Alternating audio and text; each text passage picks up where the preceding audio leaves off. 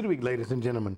Today I have the pleasure of sitting down with the new fire chief for the LaGrange Fire Department, John Brant. John, welcome to the show. Thanks for having me out. Well, it's a pleasure, and I want to say, first of all, congratulations on your new position with the LaGrange Fire Department. And I'm sure, I'm not going to ask you anything about it just yet because the honeymoon period is still going on, right? Absolutely, yes, sir. Absolutely. But, John, we are here in the holiday season. Thanksgiving and Christmas is coming up, and we definitely want our citizens of LaGrange to be safe.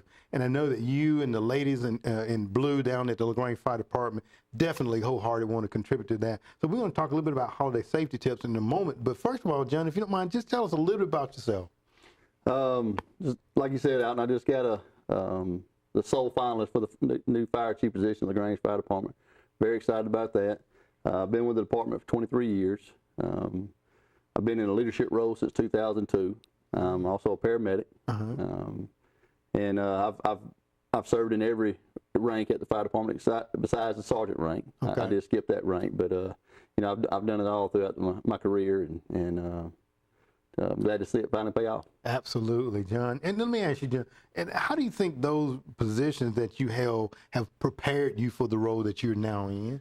Well, it prepared me very well. You know, we was talking a little bit before, we was talking about the, you know, understanding each rank and how decisions made from the fire chief position, how it affects each rank. That's right. And, you know, I've been out of certain ranks for a while now, but I feel like I still have a great grasp on how they feel and you know, how decisions affect them. Absolutely, and it's so important. You know, and John, I think, again, I want to congratulate you, and I know that everybody will receive you, and our community will receive you, and like you stated, you've been one that's been involved. You've been with the fire department for 23 years, and that says a lot. So thank you, and congratulations once again. Thanks, sir. Hey, let's talk a little bit now, because we definitely want our citizens to remember that, you know, during the holiday time, people sometimes get a little careless. We're cooking, we're visiting, we're doing all the various things, and we get a little careless. So we want to make sure that we, you know, keep our citizens safe. Let's talk a little bit about some cooking tips, if you don't mind, John. Okay. Well, cooking fires are the leading cause of fires. Once again, it's been that way for a long time, as far as I can remember, you know. So just remember to be safe. Always, you know, stay with your food. Stay in the kitchen while you're cooking. You know, keep kids away. Okay. And, you know, one of the things I really want to highlight is the turkey fryers. And everybody loves our fried turkeys, right? Yep. And they are very safe if you use them correctly. And the thing to remember is, you know, keep them on a flat surface. Make sure that your oil gets to the right temperature, and your turkey is thawed out completely. And so, doing those things right there will keep us a lot safer in the kitchen, and maybe keep us safer in the holidays. Absolutely. You know, you made a very good important point, and I hope everybody heard that. And I'm not a fryer of turkeys, but throwing it out properly, because, you know, I think we've seen on, you know, the YouTube videos where people were drop that frozen thing in there, and that's almost like a detonator, isn't it? It is.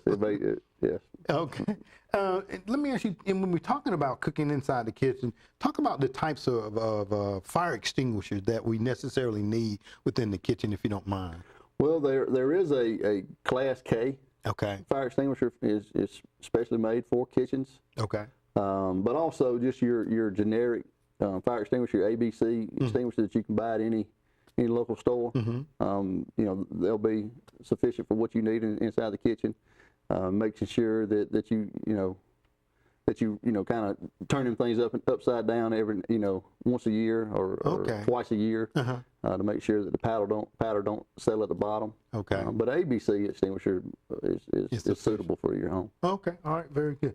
Now, you know, a lot of times, you know, during the holidays, we want to burn candles, you know, kind of get the scent of the holiday kind of, you know, emanated throughout the household. Talk a little bit about candle safety, if you don't mind, too. And I think I read a while back about candles start about 18% of house fires, and that's on average. Some years are probably a little higher than that, and I think it's probably on the increase as we go, you know, forward, because like you said, all the scented candles and everything. Right. But just making sure that it's at least 3 feet away from any kind of combustible material.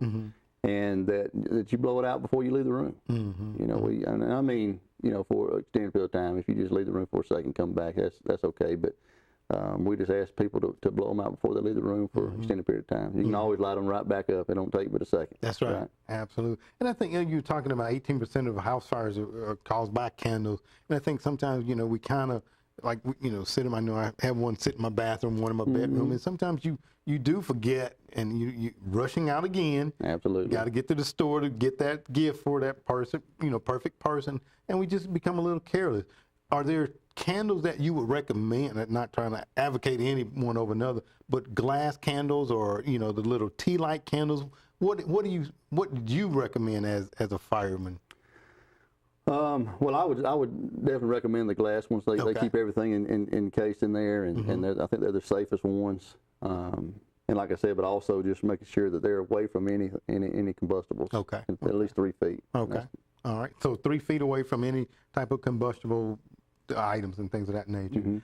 Yeah. Now, you know, during these time of the year, sometimes power may go out for whatever reason. You know, fortunately, hopefully, we don't have that incident here. But people sometimes utilize generators as a heating source, or, you know, backup, things of that nature. Talk a little bit about that, if you don't mind. The you know, generators is a great tool, and you know, I think that everybody should have one. Although the city of LaGrange does a great job of getting your power back on very quickly, but they can be dangerous if they're not used in a proper location. Okay. You can get carbon monoxide poisoning. And you know, that is a deadly gas that you know, you don't smell, and so it'll sneak up on you. And so just make sure that if you use one, that they're in a well ventilated area. Okay, all right. Now, when you say a ventilated area outside, or if it's in a confined area, you just need a vent door, or how? That's right. Okay. Like a lot of people have them in their garages, and if they're portable, then I would highly recommend getting them outside. Okay. And but if they're in your garage, and you've got a garage door, and you got another window in that garage, and you know, of course, that will move that air out. Okay. All right. We just don't want you to shut them in the garage, because that will put that gas throughout your house. Absolutely. And you also mentioned about carbon monoxide, and I know most of the times now, I think the smoke detectors come with the, you know, fire and carbon monoxide. Talk a little bit about that and the importance of making sure that we test those on a semi-annual or annual basis. Yes, sir. And that's one thing to make sure you look at. Is your smoke alarm just for fire, or does it do both? Okay. Because the carbon monoxide detectors are a little more expensive. They're still reasonable, but if you have any kind of fuel provided heating source, you need to have one in your house. Okay. And you know, and just follow the manufacturer's recommendations as far as, you know, where they're placed or in the height of their location. Some of them plug in receptacles, and some of them you mount in the ceiling, just depending on what they call for. Okay. But also, yes, just like smoke detectors, they need to be tested once a month. Okay. Okay, and then and batteries need to be changed out in these every 6 months. Okay. And I asked that question. I was awakened the other night by mine going off, whether it was a fire. You know, when I'm saying fire. Of course, there wasn't a fire, but I felt like it may have been to the fact that when the time fell back, I didn't change my battery.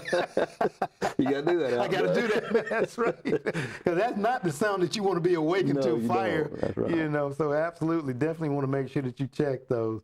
John, let me ask you. You know, when you're going to be away from home, there may be families that will be traveling outside of the listening area to visit family members. What tips can you give them from the fire department?